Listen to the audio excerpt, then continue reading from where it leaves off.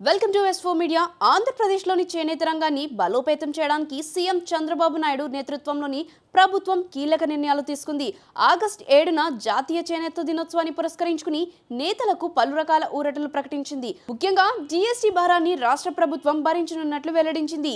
దీంతో పాటు 5 కోట్ల రూపాయల థ్రిఫ్ట్ ఫండ్ ఏర్పాటు చేస్తూ చేనేత కార్మికుల భద్రతకు తగిన బలమైన అడుగు వేసింది.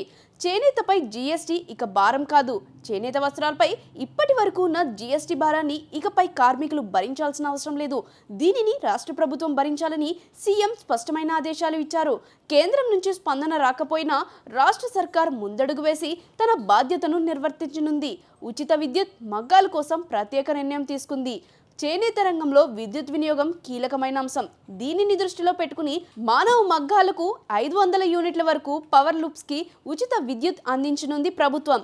ఇందుకు సంబంధించిన ప్రక్రియను వేగంగా ప్రారంభించాలని అధికారులను ఆదేశించారు. థ్రిఫ్ట్ ఫండ్ భద్రత కలిగించే ఆర్థిక స్తంభం. చేనేత కుటుంబాలకు ఆర్థిక భద్రత కల్పించేందుకు 5 కోట్ల రూపాయలతో థ్రిఫ్ట్ ఫండ్ ఏర్పాటు చేయనున్నారు.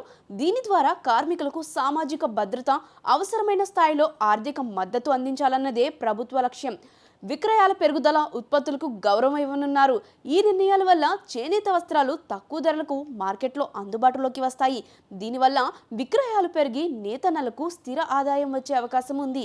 అంతేకాదు ఏపీకి చెందిన చేనేత ఉత్పత్తులు ఇప్పటికే జాతీయ స్థాయిలో 10 అవార్డులు దక్కించుకున్నాయి. ఒక్క జిల్లా ఒక్క ఉత్పత్తి విభాగంలో కూడా రాష్ట్రానికి గుర్తింపు లభించింది. మూల్యం ఉన్న వృత్తికి మళ్లీ వెలుగు. తరతరాలుగా ఒకే వృత్తిని కొనసాగిస్తూ వస్తున్న చేనేత కుటుంబ సమస్యలను సీఎం స్వయంగా గుర్తించి వాటిపై చొరవ చూపిన విధానం అభినందనీయం.